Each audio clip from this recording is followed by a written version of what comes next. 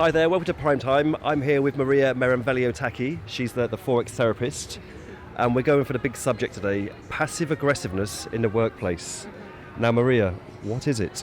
Okay, let's start with what is passive aggression. Well, as the term implies, is an indirect form of aggression that basically you cannot express your anger, your frustration directly and openly to someone, and you find other means to do it. Sometimes you're not even aware, though, that you are passive aggressive. For example, postponing to do a task that somebody asks you to do, it could be passive aggressive if you're doing it consistently, Right, so it's not lazy, it's just like you're kind of doing it to mess their timeline up. Delaying, for example, all the time. Yes, if you are taking your time, it may indicate some passive aggressiveness. Or at work, for example, if you are consistently late, or if you're taking longer breaks, Right. or if you're taking too many sick days off. So sorry to interrupt you, that sounds like you're more bored or frustrated in your employment. You said the magic word, frustrated. Right, okay, cool. So with that then, it splits into two things. Frustration breeds passive aggressiveness. Yes, because aggression is the behavior, but the emotion behind it is anger or frustration, which is a lower grade anger. So why someone would be aggressive? Because they feel angry, right? So there are many other ways actually to in the different levels of everyday communication in the office. You may be passive aggressive towards your colleagues, give them the silent treatment, or make a compliment that it's not really a compliment. You know what I mean? Something like a backhanded comment, we'd call it in English, a backhanded compliment. Yeah, like your work with this week was so good. I was surprised at that. Oh, right. So that's real nasty, isn't it? I mean, like, why do people do that, man? Like, it's just. Yeah. I don't get it. Seriously, I mean, you're the psychologist. You tell me. Why do these wackos do this sort of thing?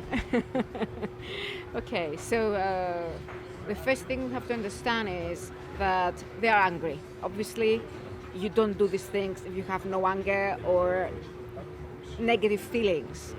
Maybe you are disappointed even, and it comes out as anger. So firstly, there is an emotion, the emotion of anger. And secondly, there is the inability to express it openly. And the office, the workplace, is the perfect place to not be able to express your anger openly, because it's not considered as the right thing to do. You may be called or perceived as what's your problem? Why you're angry? You may be called the angry person after all. So it's a place where you're not allowed in a way to do it. Even as a boss, sometimes you're not allowed to do it because the guidelines considering firing employees or telling them openly about how if they don't perform as expected, are very specific. So you may have to do it again in a passive-aggressive way. So it's an emotion and your inability to express it directly. All right. Now, one thing I found quite curious when we were reading up on this was the old CC on the email. Okay. Now, I'm sure we've all had this where a senior member of staff has been CC'd on that email, and let's face it, they don't particularly care either. Like when they're getting these CC through, that it was a form of modern passive aggressiveness that the person who's performing the act CC's your boss to kind of put a complaint against you to say, oh, you're not doing this correct. The email to you, but CCing them. I've got the person's name in there, but I can't remember who it is. They said it's a form of modern passive aggressiveness. So, with the modern age and new technology, are we going to get new forms of passive aggressiveness? Yes, I think so. I think we're getting them every day. For example, instead of resolving your issue face to face, you may choose just to instant message. You do it through chat or email, CC, whatever. So yes, the technology actually allows you to hide a little bit, you know. Because I think the more that we recede from each other, like whether that's in chat, email, or whatever, you know, because there'll be a new form of technology where we move on to this, we're no longer sitting like we are now and talking. And when you talk, you can resolve things, you know. And if we just, how many times have we had someone on chat send us something perfectly innocent, and you're like, oh, how dare you? You know what I mean? Because you don't understand what they're trying to say. You know, and from that, it can be an absolute disaster, all this chat business. So humans should speak. That's what I keep people like you in jobs. All right, so the next question is, sorry about that, I can't read it. How do we deal with these people? With the passive-aggressive people. Okay.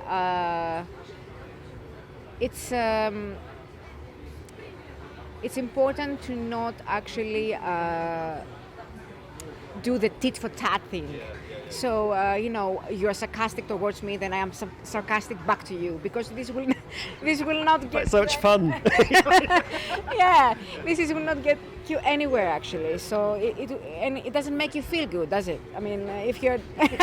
Okay, but it's going to make you feel... If it's an everyday thing, I mean, it will... It's just it will make you feel good for a little while. Yeah, that's it. But that's all our lives are about now, isn't it? It's like these small little bits of joy and happiness, you know, like the quick hit, whether it's a like on Instagram or anything like this. We're just a passive-aggressive society. If it serves you well, if you think, you know, he gave me this backhanded compliment, and then now I'm going to tell him, and you feel so good about it, then go on, do it. Okay. But, you know, it's the best thing is to try to not go into that, because it's going to create a perpetual cycle. It's going to be like that forever. So you just try to be more not acceptant, but like flexible, like water. Let's So say. you're kind of taking the higher level, you know, like the moral high ground, or maybe even putting your arm around them and saying, look, man, come on, what is your problem? Actually speak to them about it. Yeah, I mean, everybody has their own ways, but you said it in a nice way, you know, put the hand around them, in a friendly way. If you can do it. Or speak, instead of, you know, telling them you know, are this and that, you can use we. We must work together on this and find a solution or something like that. All right, so if I identify it in myself, let's say, for example, I'm giving someone the silent treatment, what's the difference between giving someone the silent treatment or just being in an argument where you say, look, I just need to step away from this for 5 minutes, 10 minutes or whatever? Is there a difference at all? Do you see what I mean? Like a silent treatment, is that like where I just blank you, if we're in a relationship, for example, for like one day or something like that? Silent treatment, you're taking yourself out of the conflict, you know, trying to make sure the conflict ends. So is it different? I don't know, how would you feel if somebody was to give you the silent treatment and do not explain anything further, and if someone was to tell you, look, Paul, you know, we had this conflict, I just feel I need time to, to take space and think about things, so I will take a little bit of time off. How do you feel better? Well, I'm sorry to say, Maria, I've got to give you the silent treatment now, because we've got to finish. The clock is against us again, all right? Okay. So, as ever, thank you. An absolute wealth of knowledge. Thank you very much for having me. Always a pleasure. Bring it back. All right, cool. Hope you enjoyed it, everyone. And we'll see you next time for Forex Therapist. All right, see ya. Bye-bye.